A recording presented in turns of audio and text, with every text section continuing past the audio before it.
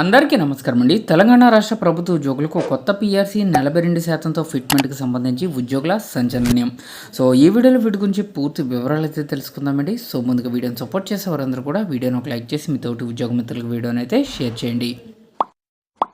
చాలా కాలంగా అపరిష్కృతంగా ఉన్న తమ సమస్యలు డిమాండ్లపై తెలంగాణ ఉద్యోగులు తీవ్ర ఆగ్రహంతో ఉన్నారు. అధికారంలోని కాంగ్రెస్ ప్రభుత్వం మాత్రం కమిటీలు చర్చలుంటూ కాలయాపన చేస్తూ ఉండటంతో ఉద్యోగులు తీవ్ర ఇబ్బందులు పడుతున్నారు.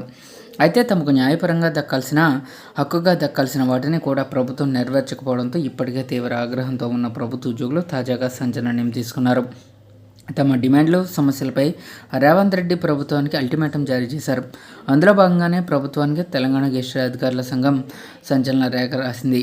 అయితే తమ ప్రధాన డిమాండ్లు సమస్యలు పరిష్కరించాలని కోరుతూ ప్రభుత్వానికి గెజిటెడ్ అధికారుల కేంద్ర సంఘం అధ్యక్షుడు ఏలూరి శ్రీనివాసరావు, ప్రధాన కార్యదర్శి బి శ్యామ్ లేఖ రాశారు. ఇక రాష్ట్ర ప్రభుత్వ ఉద్యోగులకు వేతన సవరణ అమలు చేయాలని, ఏప్రిల్ మే నెలలో సాధారణ బదిలీలు చేపట్టాలని తెలంగాణ గెజిటెడ్ అధికారుల కేంద్ర సంఘం డిమాండ్ చేసింది. ఇక తెలంగాణ రాష్ట్ర ప్రభుత్వ ఉద్యోగుల ఆర్థిక ప్రయోజనాలు బదిలీల అంశాన్ని లేఖలో గెజిటెడ్ అధికారుల సంఘం ప్రస్తావించింది.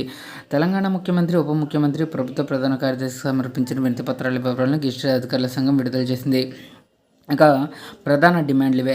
వేతన సవరణ సంఘానికి సంబంధించి తెలంగాణ స్వరాష్ట్రంగా ఏర్పడిన తర్వాత 1 పీఆర్సీ అమలు చేశారు.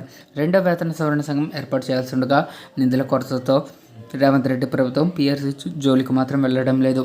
వెంటనే 2వ పీఆర్సీని తక్షణమే అమలు చేయాలని తెలంగాణ గెజిటెడ్ అధికారుల కేంద్ర సంఘం డిమాండ్ చేసింది. ఇంకా పీఆర్సీకి బడ్జెట్ కేటాయింపు, రాష్ట్ర ప్రభుత్వ ఉద్యోగులకు రావాల్సిన 2వ వేతన సవరణ విషయంలో ప్రభుత్వం తక్షణమే స్పందించాలని ప్రభుత్వ ఉద్యోగులు కోరారు. ఆర్థిక ఇబ్బందులతో సతమతం అవుతున్నామని ప్రభుత్వ ఉద్యోగులు వినతిపత్రంలో వివరించి ఆవేదన వ్యక్తం చేశారు. ఇక పీఆర్సీ నివేదిక గడువు ముగిసి ఇప్పటికే 22 నెలలు దాటిపోయిందని, దీనివల్ల ఉద్యోగుల పిల్లలు ఫీజులు, వైద్య ఖర్చులు మరియు ఈఎంఐలు చెల్లించలేక తీవ్ర ఆర్థిక ఇబ్బందుల్లో ఉన్నారని వివరించింది. రానున్న 2026-27 ఆర్థిక సంవత్సరంలో బడ్జెట్లో పీఆర్సీ అమలుకు అవసరమైన నిధులను కేటాయించాలని ఆర్థిక మంత్రిగా ఉన్న ఉప ముఖ్యమంత్రిని సంఘం కోరింది. 42%తో ఫిట్మెంట్, ద్రవ్యోల్బణం, నిత్యావసర వస్తువుల ధరలు పెరుగుదలకు అనుగుణంగా ఉద్యోగులకు 42% ఫిట్మెంట్ ప్రకటించాలని గెజిటెడ్ అధికారుల సంఘం కోరింది. ప్రస్తుతం ఇస్తున్న 5% మధ్యంతర భృతి మాత్రం ఏమాత్రం సరిపోదని వినతి పత్రంలో సంఘం స్పష్టం చేసింది. ఇక పెండింగ్ డిఏలు. ఇప్పటివరకు తెలంగాణ ప్రభుత్వం 4 డిఏలు పెండింగ్లో ఉన్నాయి. రేవంత్ రెడ్డి గారు 1/1/2024 నుంచి 1/7/2025 వరకు 4 డిఏలు ఉద్యోగులకు బకాయి పడ్డారు. ఇక 4 పెండింగ్ డిఏలను వెంటనే విడుదల చేయాలని గెజిటెడ్ అధికారుల కేంద్ర సంఘం డిమాండ్ చేసింది. ఇక ప్రభుత్వ ఉద్యోగులకు సంబంధించిన బదిలీలపై నిషేధం ఎత్తివేతను తెలంగాణ గెజిటెడ్ అధికారుల కేంద్ర సంఘం ప్రస్తావించింది.